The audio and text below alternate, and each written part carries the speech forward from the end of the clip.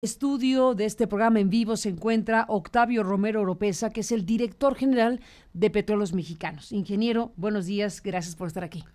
Muchas gracias, Carmen, me da muchísimo gusto. Ya tenía mucho tiempo que no... Hace rato que no conversábamos y quién iba a decir... Hace varias estaciones de radio. Hace varias estaciones de radio que no conversábamos aquí, tú y yo. Sí. Y quién dijera que ahora es el director de Pemex, Octavio Romero Oropeza. Pues es un gran reto. Yo le agradezco mucho al presidente de México la confianza y pues hacer todo el esfuerzo para sacar adelante esto que es un gran reto, Carmen. Desde luego que es un gran reto. Déjame empezar, ingeniero, con la pregunta obligada. ¿Con qué se encontraron? Porque lo que está planteando López Obrador en este mensaje que acabamos de escuchar es que van a hacer algo tan fuerte y equiparable a lo que hizo Lázaro Cárdenas en 1938, que fue la expropiación. ¿De ese tamaño es? Sí, porque lamentablemente durante los últimos años la inversión decayó de manera dramática en la empresa, digamos que del orden de hubo años de 24,000 millones de dólares a 8,000, de ese tamaño, de ese contraste es la diferencia de inversiones. De inversión pública de la inversión hacia el sector. Y aquí siempre ha habido una pregunta, ¿fue deliberado? ¿Fue una estrategia distinta de diversificación? ¿Cómo lo interpreta el director de Pemex? Pues es que, digamos que le siguieron drenando los dineros de la empresa. Menos inversión, la carga fiscal brutal que obliga a Pemex a endeudarse para pagar impuestos. Eso es una barbaridad. Digo, Pemex es una empresa totalmente rentable. El tema es la gran carga fiscal que tiene, que la obliga a endeudarse. Y yo no puedo creer que esto sea pues una tontería, ¿no? Tiene que haber algo deliberado. Había un plan. Se podría pensar que se le apostó a la reforma energética, a que se dejara de invertir en la empresa para que los privados lo hicieran. O sea, ahorcar a Pemex para hacer indispensable una reforma. Sí, y apostarle a que los privados iban a producir el crudo. Y el resultado de la reforma energética, pues la verdad ha sido desastroso. ¿Por qué desastroso? Porque en términos generales, en las rondas se entregaron 110 contratos, ¿no? A 74 empresas de 26 países. Más o menos así está se les entregó del total de recursos prospectivos de hidrocarburos que tiene el país, se les entregó más o menos una sexta parte del territorio, es como el 16%, y que equivale más o menos al 20%, el 19% del total de los hidrocarburos de la reserva prospectiva. Es una gran cantidad de recursos. ¿Para exploración profunda? Básicamente en someras, en profunda y en no convencionales. Y para que te des una idea, Carmen, para que todos nos demos una idea de la riqueza del país en recursos prospectivos, no estamos hablando de 1P, 2P, 3P, sino son alrededor de 113,000 millones de barriles, de los cuales 60,000 están en no convencionales, 28,000 en aguas profundas y 24,000 más o menos en aguas someras y en tierra. Es una gran cantidad de hidrocarburos.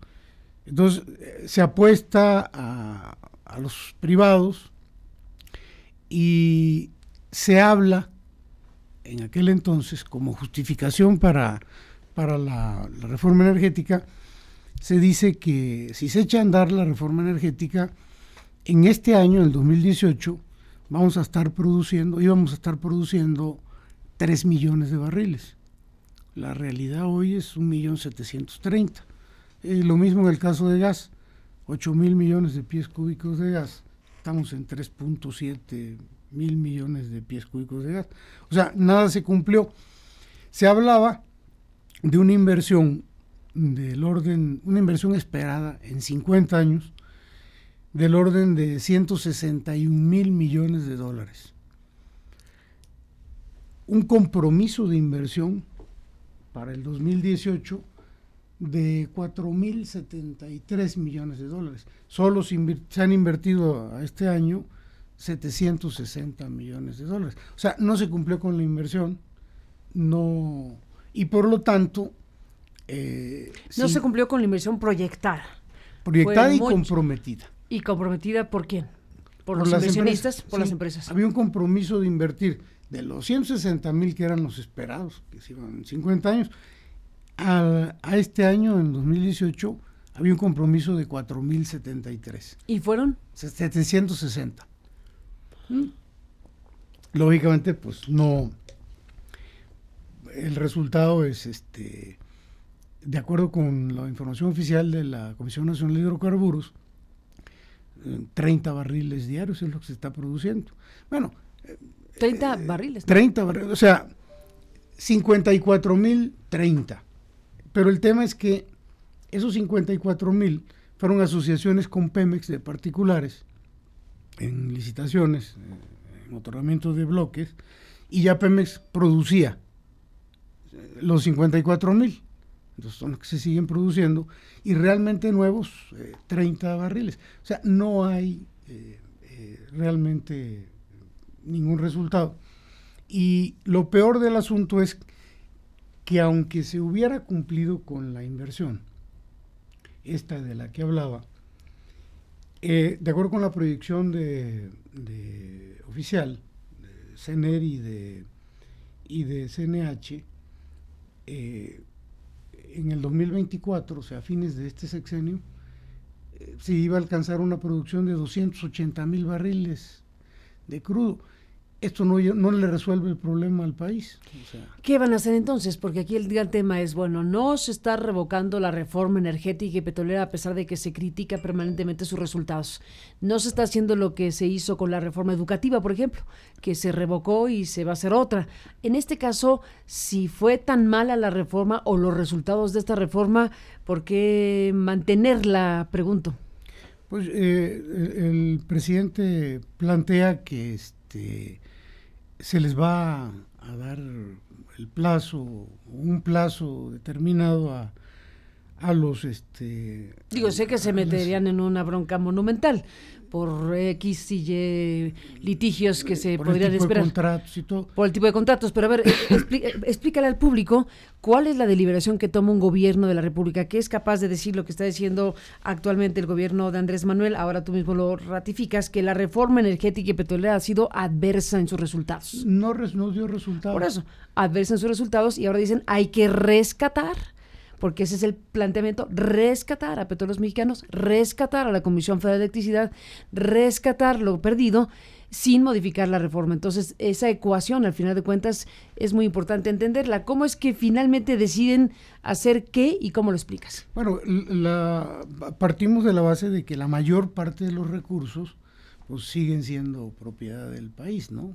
Entonces, decía yo hace un rato, se les entregó aproximadamente el 19% de los recursos prospectivos.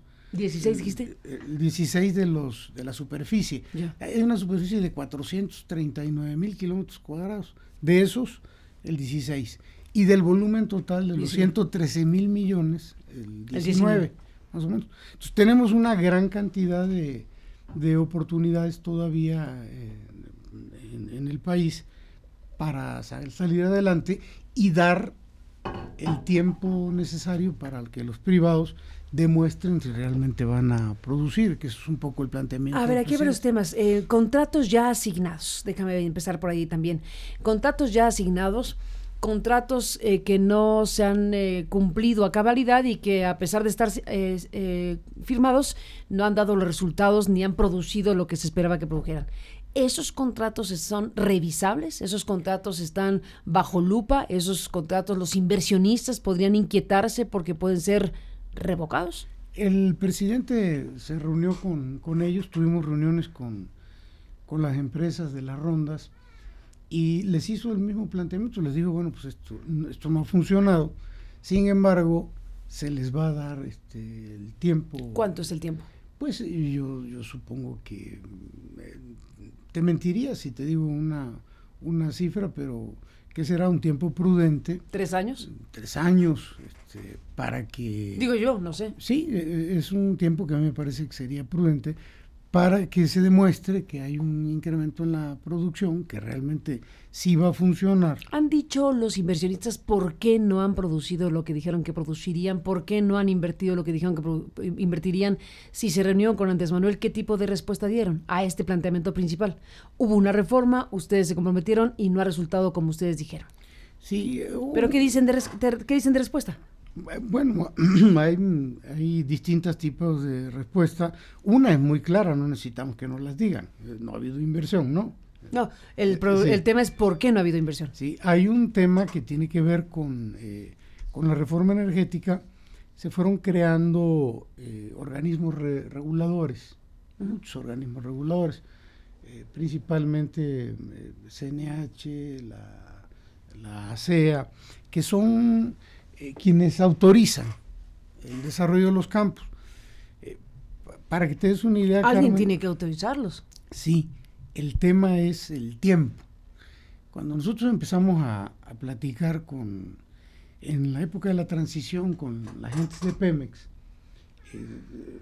cuando nos dijeron, por ejemplo, el tiempo que tardaba la CNH en autorizar el desarrollo de un campo, pues era una barbaridad. ¿Qué es una barbaridad, ingeniero? Pues, imagínate, 1115 días, o sea, que es el equivalente a más de 3 años, 3.2 años. ¿Para autorizar? Para que te autoricen que empieces a desarrollar un campo, en el entendido de que para que lo desarrolles te llevas 2 años. Entonces, ¿que la responsabilidad no es de los inversionistas, sino de la autoridad reguladora? En parte, la regulación más fuerte es sobre Pemex, pero también a ellos de alguna manera lo regulan, y eso podría, no tan dramáticamente, no tan con tanta saña, pero eso podría ser una de las razones. Entonces, en la lógica del presidente es, bueno, darles el tiempo para que lo hagan, pero ya no van a resolver el problema, Carmen, porque el problema que se tiene en Pemex hoy es que como se dejó de invertir durante tanto tiempo, empezaron a declinar los campos. No hubo inversión en exploración, no la debida. La poca que hubo fue una inversión en exploración que no da resultados. Por ejemplo, durante 12 años se invirtió el 41% de lo poco que se invertía en exploración en aguas profundas, que es un tema, ya dijimos, sí hay recursos, pero tarda muchísimo tiempo. Es muy caro y tarda mucho tiempo en salir el petróleo. No se produce aceite en aguas profundas, pero entonces se dedicó mucho dinero a eso, cuando teníamos muchas localizaciones en aguas someras y en tierra. Es decir, ¿por qué nosotros estamos pensando que el programa de trabajo vaya a aguas someras y en tierra? Bueno, porque existe todo el conocimiento y toda la experiencia del mundo por parte de Pemex, y porque es muy barato. Pemex llegó a ser el principal productor del mundo en aguas someras, entre otras razones, porque teníamos el campo más grande del mundo en aguas someras. Cantarell. El segundo campo más grande del mundo, y además en aguas someras. Por eso éramos extraordinariamente eficientes en aguas someras. Entonces, bueno, ahí sigue habiendo muchísimas localizaciones, muchísimos yacimientos, en tierra también, y es la parte más barata, porque estamos hablando en aguas someras tirantes 100 metros máximo, 60, 30, y en tierra pues ningún tirante, ¿no? Es tierra, es muy barato. Entonces tenemos muchísimo recurso ahí todavía, y por eso nos estamos enfocando básicamente a a estos lugares, ¿no? O sea, redireccionar la inversión de Pemex de agua hacia aguas someras. Aguas someras, tierra y también la exploración. O sea, es decir, en lugar de andar utilizando casi la mitad del recurso en aguas profundas, nos vamos a aguas someras, a tierra, y la idea dentro del programa que traemos es ir incorporando reservas que sean el doble de lo que vamos a producir. Si sacamos 750, 800 millones de barriles al año, bueno, incorporar 1,5 millones de reservas para ir reponiendo más reservas e ir garantizando el futuro del sector energético en el país. Ingeniero Octavio Romero Oropeza, déjame hacer una pausa y después de la pausa regresamos en esta conversación. Bueno, desde luego hay muchos temas, pero uno obligadísimo, lo conversamos aquí con el presidente López Obrador hace algunas semanas, Pemex Internacional. Esta enigmática institución, llamémosle así, esta enigmática institución a la cual hace referencia, por cierto, el INAI hace algunos días en una resolución que tomó recientemente el Instituto de Transparencia, obligando a la Secretaría de Economía a que revelara el volumen de energéticos, pero no puede saberse el precio, las transacciones, cómo se acuerdan los precios internacionales de las gasolinas particularmente, y bueno, pues eso que es un enigma total, ha dicho López Obrador que va a intervenir, nos dijo Rocío Nale también hace unos días que es un tema obligado de revisar. Déjame hacer una pausa para que me digas, para que tengas unos minutos de pensar qué me dices sobre el tema. ¿Qué invento? No inventes nada, cuéntanos la verdad, no inventes nada porque ahí hay un tema importantísimo. Volvemos después de la pausa en esta conversación con el director de Pemex, volvemos en un instante.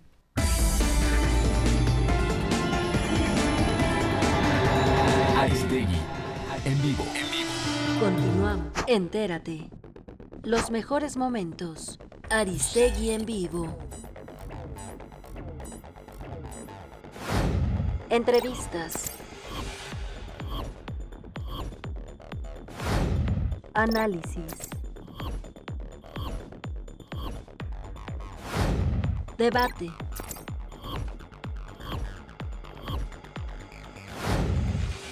Investigaciones especiales.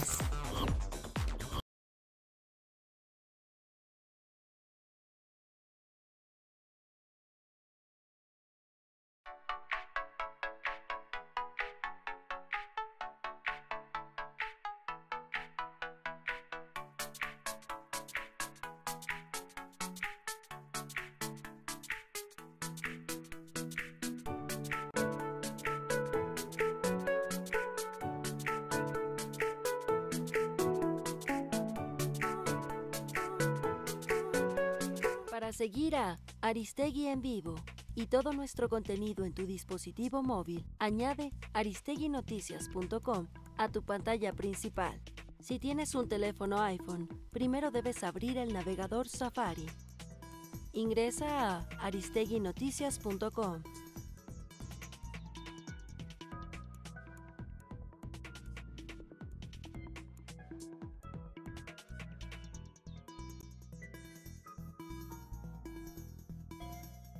Da clic en la opción Agregar al inicio. De esta forma se agregará el icono de Aristegui Noticias a la pantalla principal de tu dispositivo. Listo. Ahora tienes el acceso directo a la versión móvil de Aristegui Noticias. Desde cualquier medio. Periodismo en libertad.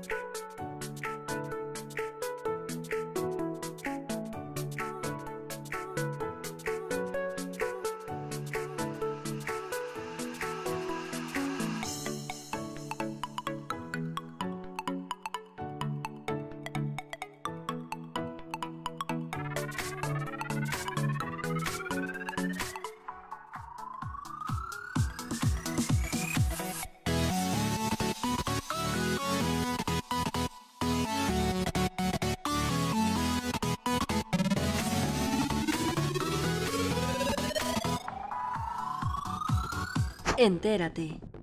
Los mejores momentos. Aristegui en vivo.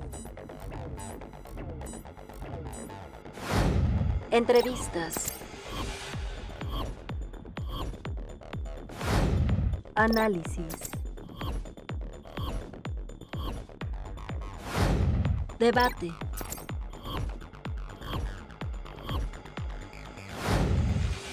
Investigaciones especiales.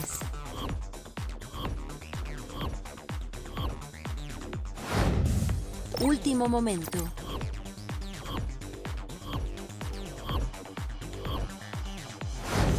Y más.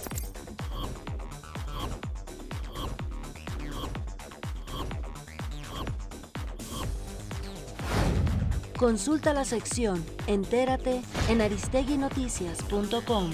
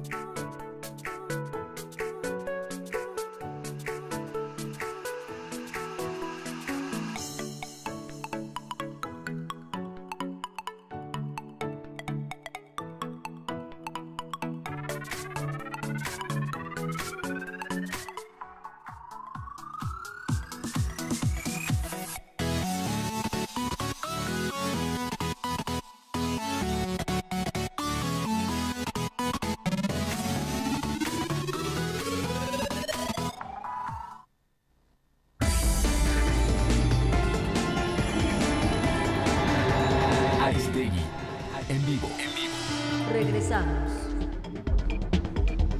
Bueno, regresamos en esta conversación con el director general de Petróleos Mexicanos, Octavio Romero Oropeza. Bueno, muchos temas, ingeniero, los que nos faltan de conversar contigo. Está el tema del huachicoleo, está el tema del crimen organizado, los Zetas, las plataformas, el sindicato, bueno, Odebrecht. En fin, déjame ir por partes rápidamente porque el tema de PMI es muy importante. Yo referí hace ratito la comunicación de el INAI sobre su orden a economía para que dé a conocer volúmenes de transacciones energéticas, pero no precios, pero no transacciones directamente, no negociación de precios, etcétera. Ese es un enigma total. PMI es el nombre. Cuéntame qué cosa es esto y por qué se dejó a PMI como un ente privado, según se sabe, y por lo tanto no es por lo pronto sujeto obligado de la información y la transparencia del gobierno de la República. Sí, PMI es la comercializadora de petróleos mexicanos. Le dieron de unos años para acá la forma de empresa privada. Con la reforma, Octavio. Sí, a pesar de que es propiedad del 100% de Pemex, actúa como un ente privado. Y sus trabajadores no son funcionarios públicos, entonces no rinden cuentas a los órganos de control. ¿A quién sí? Pues a nadie. ¿A nadie? No, pues. Que yo sepa, sí. Es lo que comercializa el petróleo de México. Sí, ¿Y cómo es eso? Es una aberración, es una locura. Digo, es algo que definitivamente nosotros vamos a revertir, porque esto no hay transparencia, no puede entrar ni la Auditoría Superior de la Federación, ni los órganos de control de Pemex, ni la Secretaría de la Función Pública. ¿El director de Pemex sí? Digo, con autoridad moral, porque... No, ¿cómo? Pues es que... ¿Dónde opera? ¿Dónde está? ¿Qué cosa es eso? Sí, tiene filiales, ¿no? ¿Su sede está en México? Sí, pero... ¿En la torre de Pemex? Sí. Entonces sí tendrías posibilidad de tocar la puerta y decir, soy el director de Pemex, ¿quisiera pasar? Y de hecho lo hicimos durante la transición, nos sentamos con gente de PMI de la anterior administración, estuvimos platicando con ellos, y bueno, la decisión está tomada, porque además le informamos al presidente de esto, de que era una barbaridad lo que estaba ocurriendo. Por ponerte un ejemplo, se compran muchos cientos de miles de barriles de gasolina, de diésel, de turbocina. Y, por ejemplo, una parte de lo que se compra de manera contractual con las refinerías, ¿no? Con los productores, sobre todo de la costa norteamericana. Pero hay una buena parte, casi la mitad, que se compra en el mercado spot, ¿no? El mercado libre. Y entonces ahí, pues ahí no se entiende, porque yo se los comentaba a los de la anterior administración de PMI. Decía, bueno, pues si ya sabemos que estamos consumiendo 600, 700 mil, 800 mil barriles de combustible diarios, como por qué no voy a tratar de hacer un contrato buscando los mejores precios de manera certera, ¿no? ¿Por qué nada más una parte, o por qué dejar tanto al mercado libre, al mercado spot? Y bueno, ahí esa es una de las primeras acciones. Nosotros vamos a intentar que la mayor parte de lo que se compre, si no es que todo, y solo por alguna razón estratégica dejar una parte si la hubiera, pero todo de manera contractual, o la mayoría, para tener la absoluta seguridad de que estamos obteniendo los mejores precios. Y estamos haciendo también, ya a partir de que empezó esta nueva administración, un análisis muy puntual de cuánto se compra, cuántas operaciones, de cuántos tipos de combustibles, a qué precios, para ir dándole el seguimiento muy puntual y desde luego que en la idea de que pues eso es una empresa, tiene que ser una empresa. Van a intervenir y van a revertir el hecho de que se trate como privada para que entonces eso camine diferente. Y yo no veo por qué no dar a conocer la información, pues si al final del día pues es dinero de los contribuyentes, es dinero del país, esto le pertenece a los mexicanos. No veo por qué razón, solamente que hubiera una ley que dijera que no se puede, y no creo que la haya. No creo que haya tal ley, sinceramente. Sí. Dime una cosa, ¿qué porcentaje de las gasolinas que importa México, bueno, qué porcentaje de las que consume, qué porcentaje de las gasolinas que consume México se importa? Es una barbaridad, estamos en el 75%. 75, ¿y en cuánto estuvimos en el punto más bajo en su momento? ¿Tienes el dato? En el punto más bajo en su momento, estamos hablando de años atrás. Sí. No, bueno. Para compararnos, porque a ver, es que necesitamos hacer la evolución. Si estamos comprando el 76% de la gasolina que consumimos en el punto dorado de petróleos mexicanos. Si me permites la posibilidad de equivocarme. Allá tú. No digo por la memoria, porque me estás obligando a sacar datos del rincón del cerebro, y yo nomás traigo una neurona funcionando últimamente. ¿Cómo crees? Oye, no me asustes, porque es el director de Pemex. Pésima declaración tuya. Muy mala declaración. No, pero... No te está escuchando nadie, no te preocupes. Sí, ¿verdad? Son re poquitos. Si mal no recuerdo, porque lo acabo de revisar el dato, en 1990 más o menos, que tendrá... sí, como en los 90, la importación era del orden de 36,000 barriles contra 800,000 que se consumen ahora. O sea, ha sido dramático el giro. Es una locura. Es dramático, y estamos importando el 76%. ¿Qué calidad de gasolinas estamos importando? Porque en el libro uno de los libros de López Obrador habla incluso de sus preocupaciones acerca del tipo de gasolinas que importamos en relación a la salud de los mexicanos. ¿Tienes ese dato? Sí,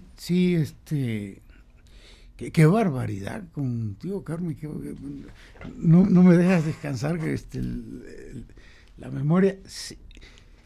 Se compran aproximadamente 7 tipos diferentes de gasolina. Que ese también es un grado de complejidad, ¿no?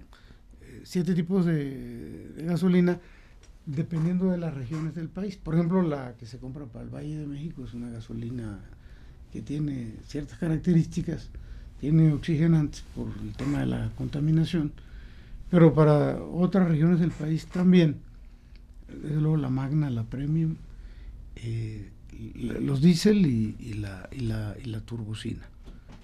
¿A quién le importamos más? ¿A China? No. ¿A quién? Básicamente Estados Unidos. Estados Unidos. ¿Eso de que compramos gasolina china es cierto o no? Yo creo que sí, en determinados momentos se compra, pero básicamente... A Estados Unidos. Estados Unidos, sí.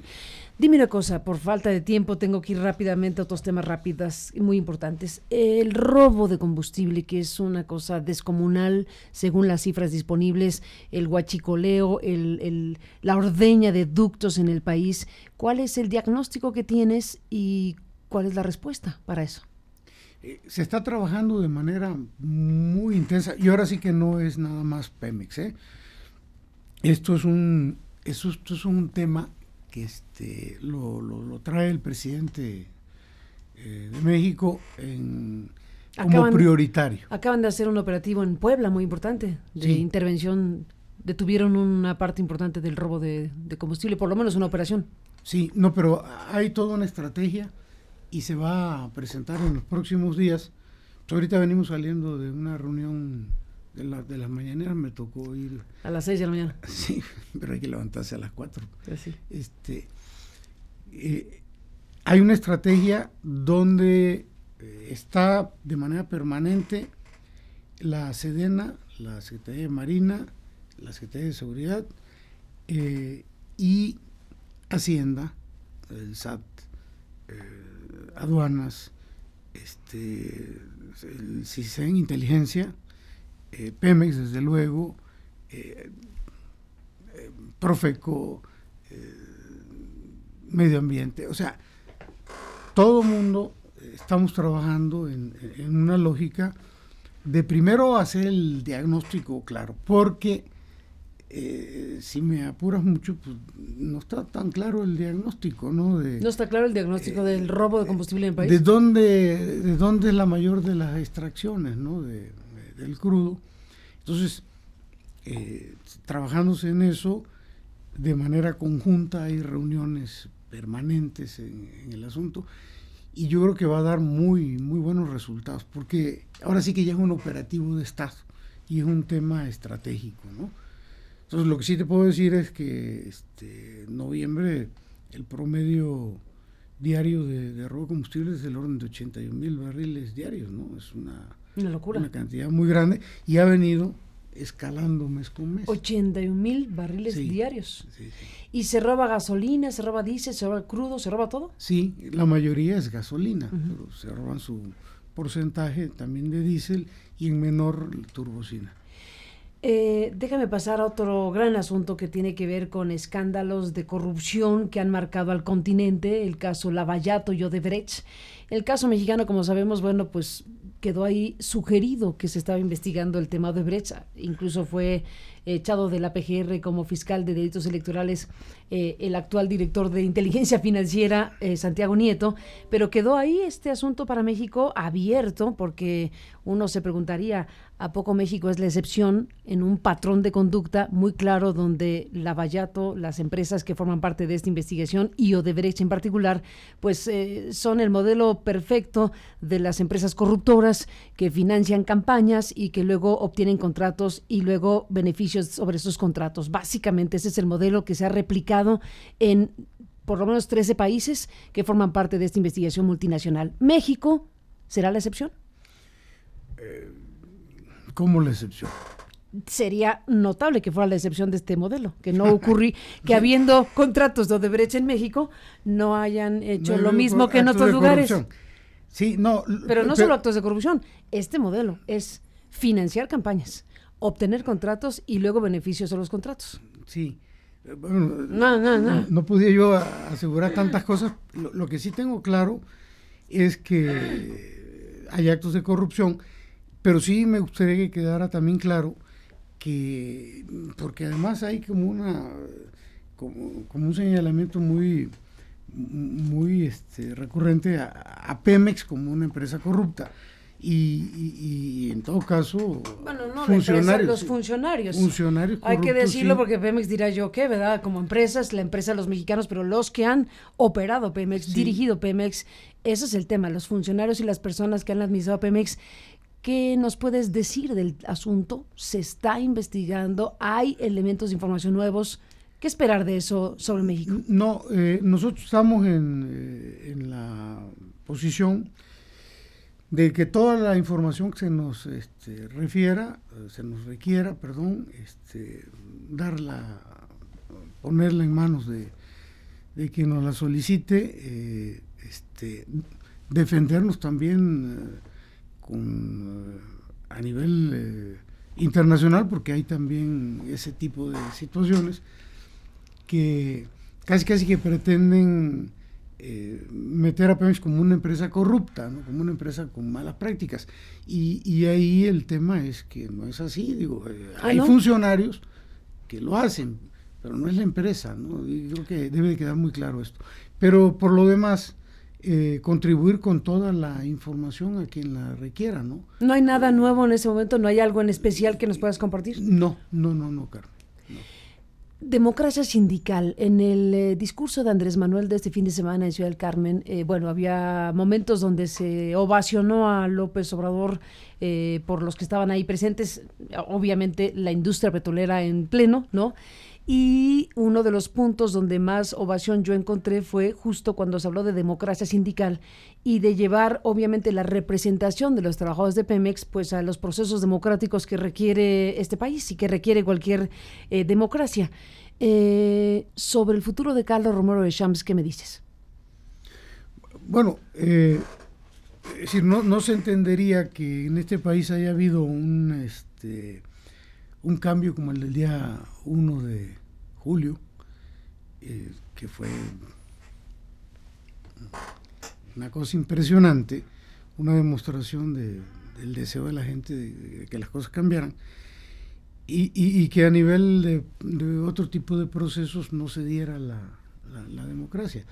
Entonces, ¿cuál es la posición del gobierno y de la propia dirección de Pemex? Pues en el sentido de respeto absoluto a la vida sindical, pero creo que el planteamiento de la democracia sindical tiene que ir, no es posible que... El problema radica, el problema radica entre otras cosas en que ya se religió, por hablar de este líder sindical en específico, tan emblemático él. Si no me equivoco, ya se religió por los próximos no sé cuántos años. Sí, creo que hace un año se dio como otros líderes sindicales igual de emblemáticos en otros territorios sindicales que pues amarraron el futuro inmediato en reelecciones revisables para ti. Pues Carmen, yo no quisiera polemizar mucho en ese asunto. Yo creo que todo tiene sus tiempos. Todo por servir se acaba, decía mi abuelita. Todo tiene un tiempo de... Oye, qué frase la tuya, hablando de Romero de Champs. No. ¿Estamos hablando de Romero de Champs, te das cuenta? ¿O a quién te referías? No, me refiero en general. ¿No era una alusión particular? No. Todo cumple un ciclo, ¿no? Y yo creo que así se tendrá que ver en distintos ámbitos de las cosas en el país. Es probable que también a nivel de la dirigencia nacional haya una reflexión en ese sentido, ¿no? ¿Del propio Romero de Champs que se plantea a sí mismo la conveniencia de retirarse? Pues digamos que en esta lógica de que todo cumple ciclos, ¿no? Pero nosotros no vamos a intervenir en la cuestión sindical. ¿Pero favorecerán de alguna manera que los sindicatos puedan elegir, que la base trabajadora pueda tener condiciones apropiadas de elección, de revisión? Sí, eso no le corresponde a la dirección de Pemex, pero sí le corresponde al gobierno federal, ¿no? Que hayan condiciones donde en plena libertad cada quien elija a sus representantes, ¿no? En el caso de los sindicatos, pues tienen que ser los trabajadores en un proceso con voto secreto, porque se venían haciendo elecciones a mano alzada, y eso pues tiene muchas connotaciones, ¿no? Por supuesto que tiene muchas connotaciones. Déjame cerrar esta conversación que seguiremos teniendo, si me lo permites, en otras ocasiones, porque este es un proceso que requerirá un seguimiento muy puntual de los medios, de la sociedad, de ustedes mismos, de cómo se van dando las cosas en este Plan Nacional de Producción de Hidrocarburos y demás cosas. Pero déjame cerrar esta charla con el tema de inicio de la misma, la producción, el sentido de urgencia. Ustedes están planteando el redireccionamiento presupuestal en buena medida para fortalecer a estas empresas del Estado, a Pemex, a la Comisión Federal de Electricidad por un lado, pero están haciendo un llamado también a los inversionistas privados. ¿No hay aquí un doble juego para los inversionistas privados de reclamarles que tienen contratos que no han cumplido, que no han invertido lo que dijeron, estos reclamos, entre comillas, que han hecho sobre los malos resultados de una reforma energética? Por un lado, pero por otro lado, los necesitamos. Esa es la fórmula. Son dos cosas diferentes. Pero van juntas y la señal puede ser mezclada. Y los inversionistas dirán, bueno, ¿qué me estás queriendo decir? ¿Que me quieres o que no me quieres? ¿Me quieres o no me quieres? ¿Me quieres o no me quieres? No, en términos de la reforma energética, que fue entregar bloques del territorio nacional para la extracción de hidrocarburos, esto no ha funcionado. Como prestadores de servicio que le han trabajado durante muchísimos años a Petróleos Mexicanos, pues ahorita se requiere de su participación porque tienen mucha experiencia y hemos hablado con ellos en varias ocasiones, con muchos de ellos, con la mayoría de los más grandes, se les ha planteado este asunto. Parte del desmantelamiento de Pemex tiene que ver con la necesidad de recurrir a empresas privadas, prestadoras de servicio. Entonces lo que les estamos planteando es algo en cierta forma novedoso y tiene que ver con contratos integrales. Las actividades de perforación, sobre todo en las marinas que son más complejas, implican muchas tareas, muchas actividades, y a veces se contrataban a distintos prestadores de servicios, y cuando uno de ellos se retrasaba, pues retrasaba también al que seguía en la siguiente maniobra, y la pérdida de los tiempos, la pérdida de las oportunidades, salía muy caro, costaba mucho y tardaba mucho tiempo en salir. Lo que estamos planteando ahora, y fue derivado de pláticas con empresarios y con gente de la propia empresa, ahí hubo un buen acuerdo, en el sentido de buscar contratos integrales a partir de la creación de consorcios.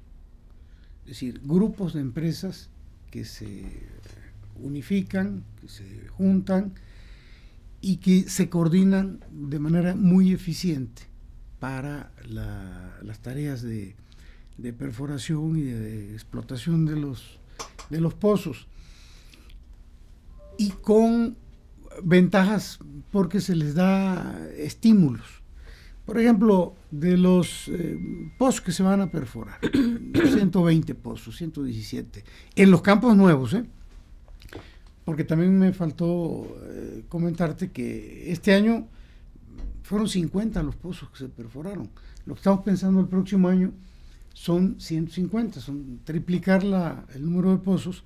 El presidente no se equivocó cuando habló de 117, se refería a los 117 de los campos nuevos, pero tiene que haber campos maduros y en otras zonas, ya el total forman 150.